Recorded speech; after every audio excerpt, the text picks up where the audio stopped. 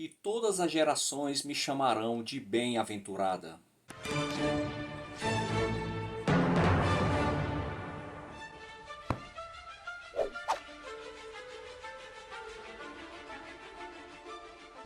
Fala pessoal, muito bem-vindos ao canal Ler é Preciso, mais um vídeo aqui no canal. Dessa vez falando sobre o livro do presbiteriano brasileiro Carlos Jeremias Klein, Maria, na Teologia e na História da Igreja. E se você sempre está aqui conosco, muito obrigado, dê um like aí no vídeo. Se é a primeira vez que você aqui se encontra, peço que você se inscreva no canal, dê também um like no vídeo. Veja bem, o Carlos Jeremias Klein, ele é pastor da Igreja Presbiteriana Independente do Brasil, mestre e doutor em Ciências da Religião pela Universidade Metodista de São Paulo. E é autor também de outros livros, como Presbiterianismo Brasileiro e Rebatismo. E ele é professor de Teologia e História da Igreja no Seminário Teológico Reverendo Antônio de Godói Sobrinho e no Centro Universitário Filadélfia, em Londrina. O livro foi publicado pela editora Fonte Editorial e tem 203 páginas e é dividido em 8 capítulos. Aqui, o autor ele tem o objetivo de fazer digamos assim, um estudo introdutório sobre a questão mariana, desde o Novo Testamento até os dias atuais. Ele escreve de uma maneira muito interessante, é como se fosse uma dissertação de mestrado, uma tese de doutorado, a maneira como ele sistematiza o pensamento. É um livro que ele praticamente não dá nenhuma opinião, ele realmente aqui é um historiador. Ele vai fazer um estudo bibliográfico sobre o que a igreja cristã, nas suas mais diversas tradições, tem ensinado a respeito de Maria. E ele é muito grato aqui deixa-me ver, a alguns conventos, né, seminários católicos, onde ele tem acesso a um vasto acervo sobre a teologia mariana. O autor agradece aqui aos freis caputinos da Fraternidade Santa Clara de Londrina e ao padre José Bison do Movimento de Fraternidade Cristã de São Paulo por colocarem suas bibliotecas à minha disposição. O autor falando aqui no prefácio, tá? Porque o autor ele disse que é pouco o material disponível nos círculos protestantes, principalmente no Brasil. Então ele realmente teve que lançar a mão dessa biblioteca dos freis caputinos, por exemplo. Então vamos lá, rapidamente. O que é que ele vai falar? Temos aqui 8 capítulos. O primeiro capítulo, a Virgem Maria no Novo Testamento. Aqui é um comentário das passagens do Novo Testamento onde Maria aparece. Aqui nada de novo. Quem é evangélico, católico, que tem um certo conhecimento bíblico, já sabe de quais salteadas passagens bíblicas de Maria. Então aqui nesse capítulo não há nada que seja acrescentado pelo autor.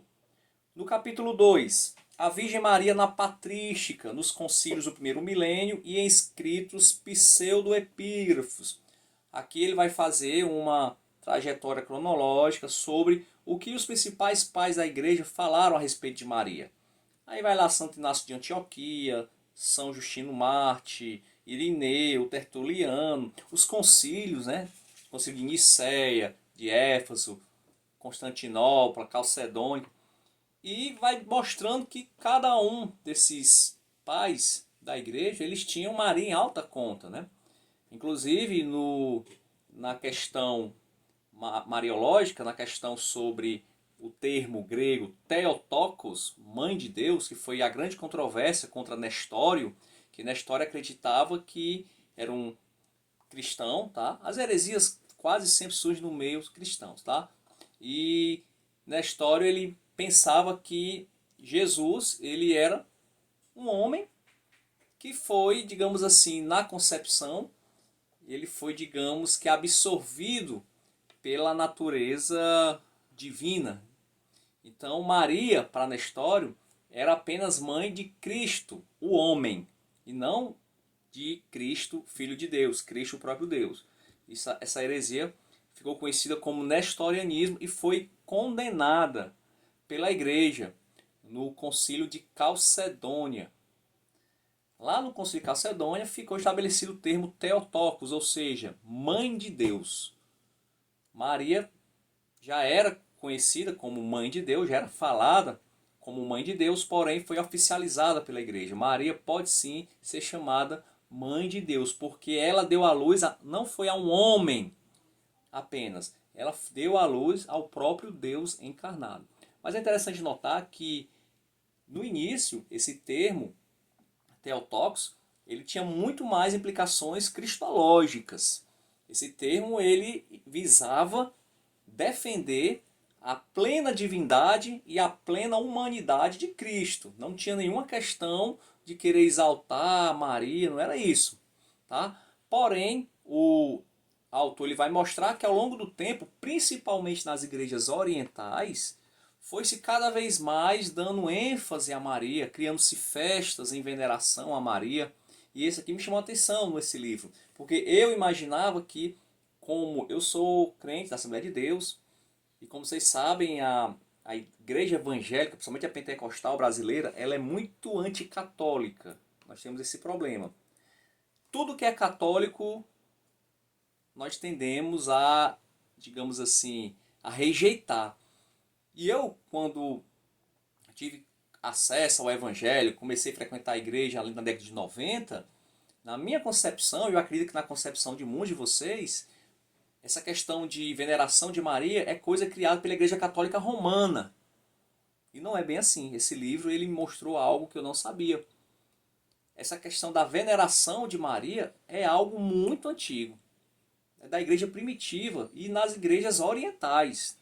Só depois, quase 1000 anos depois, é que essa, digamos, teologia mariana, ela vai ganhar mais espaço na igreja latina, na igreja católica romana.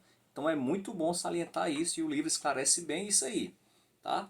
Depois da Virgem Maria nos pais da igreja, do capítulo 3, a Virgem Maria na escolástica, é um capítulo bem pequeno, Santo Anselmo, São Bernardo, Tomás de Aquino, ele vai falar aqui, tá? Sobre o que cada um defendeu e pensou a respeito de Maria. No capítulo 4, a Virgem Maria no protestantismo, e aqui é o capítulo que eu mais quis ler.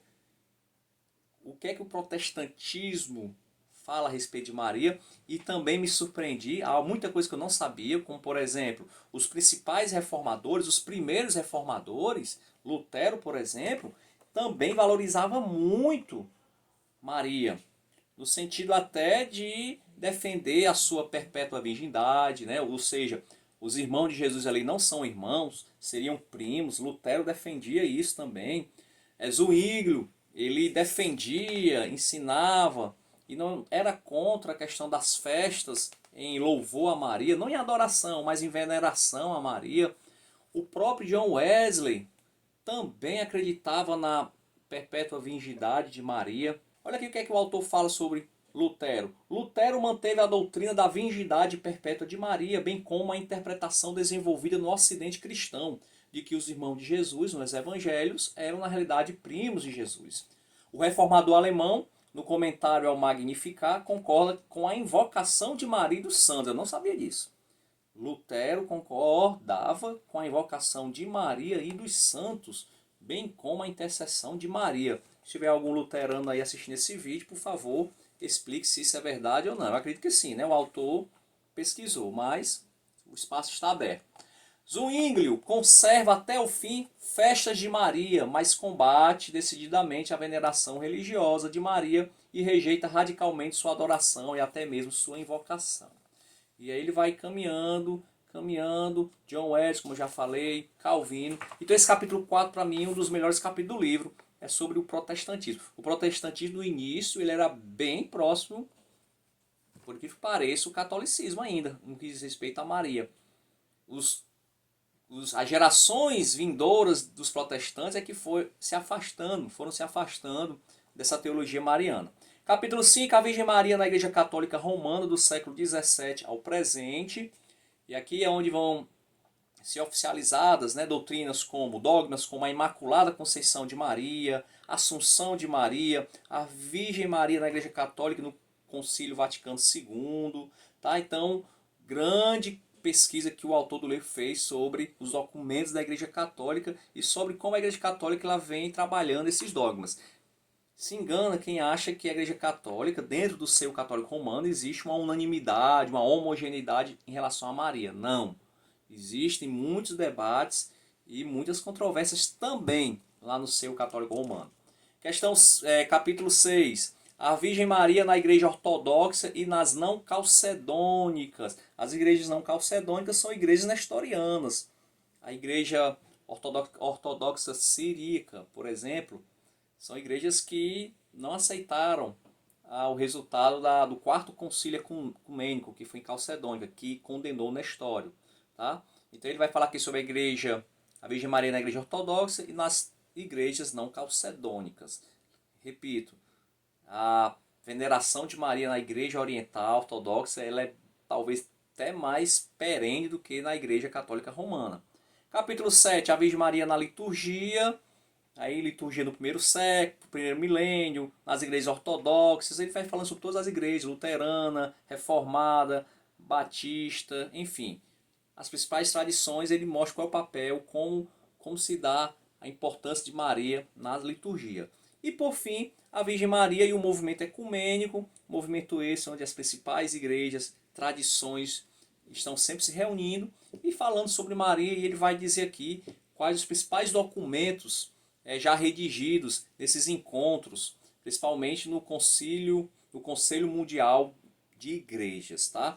Então, o livro, gente, é uma excelente introdução, se você quiser se aprofundar sobre a teologia mariana, porque ele vai te dar, em cada capítulo, uma série de referências bibliográficas, muitas referências. Então, isso aqui ele vai abrir, para quem quer se especializar nesse assunto, um campo muito vasto de pesquisa.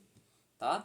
Repito, ele não fecha a questão, ele apenas mostra o que foi debatido, como o dogma mariano ele evolui ao longo do tempo, e para mim deixou uma impressão interessante de que muita coisa que eu achava que era verdade não é. Repito, essa questão da veneração mariana não é uma criação da Igreja Católica Romana, simplesmente. É mais antigo do que o que se imagina. E é verdade também que muitos círculos evangélicos protestantes minimizam muito o papel de Maria na teologia cristã. Será por conta do machismo? Não sei. O autor lhe dá uma pincelada aqui em alguns estudiosos que falam sobre isso, mas ele não quis se aprofundar nesse tema. Com certeza a teologia feminista deva também achar que sim. Enfim, a verdade é que Maria ela é uma escolhida de Deus, foi escolhida de Deus e foi agraciada, e a Igreja Católica defende que ela pode sim ser venerada, né? No sentido de que todo louvor, adoração tem que ser a Deus, a Cristo, mas ela pode ser venerada por conta da graça que ela recebeu de Deus. Eu acho que o grande ponto que divide protestantes e evangélicos da Igreja Católica Romana e das ortodoxas é a questão do único mediador. Eu acho que esse é o ponto-chave, é a barreira que separa definitivamente essas tradições. Quando a Bíblia diz bem claramente que Cristo é o único mediador entre Deus e os homens. E há quem defenda que Maria também é uma medianeira, digamos assim. Ela pode ser a mediadora entre você e Cristo. E alguns são até mais emocionados, né, em dizer que muitas coisas se pede, ele cita aqui alguns livros, né, de católicos, que muitas coisas se pede ao filho e não recebe, mas pede à mãe e recebe. Ou seja, Maria ela é bem melhor mediadora até, mais misericordiosa até do que o filho, que é misericordioso, mas também é juiz, também julga. Então eu acho que esse é o grande ponto, e para mim, como evangélico brasileiro, eu acho também que é o grande divisor. Essa doutrina de que Maria e os santos piorou, são mediadores, vai de encontro totalmente ao que as escrituras dizem. Mas é verdade que a gente deveria dar um pouquinho mais de, digamos, mais atenção para Maria e um pouquinho mais de atenção também para a tradição da igreja também, né? Mas aí fica para cada um. O que é que você acha? O papel de Maria na teologia cristã, como é que você entende? Ela foi sempre virgem antes e depois também do nascimento de Cristo. Ela não teve pecado, ela foi assunta aos céus, ela não morreu, ela foi diretamente aos céus sem provar da morte. O que é que você acha? Diga aí, comente o que é que você acha sobre Maria, o que é que a sua confissão de fé fala sobre a mulher que é mãe do próprio Deus encarnado, Salvador do mundo. Se você ficou até aqui, espero que você tenha gostado. Mais do que indico esse livro, super indicado. E até o próximo vídeo e vamos ler, porque ler é preciso.